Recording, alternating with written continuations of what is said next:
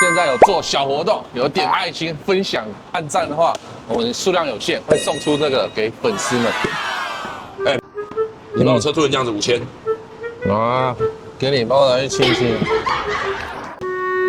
妈呀！早上吃的什么啊？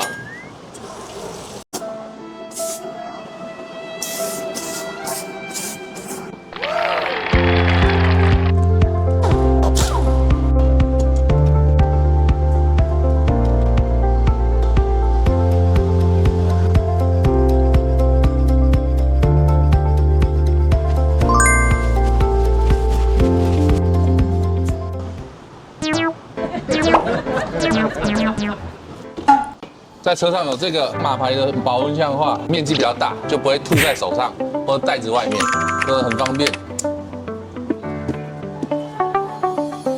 但是这个保温箱其实还有其他功能的，像我们一般呢，我们是买菜或者买汤汤水水的这些晚餐回家的话，勾到椅子后面那种挂钩，它是很容易造成这样子类似的。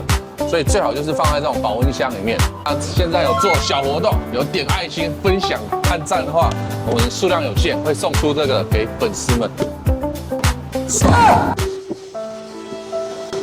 你要继续煮回去啊！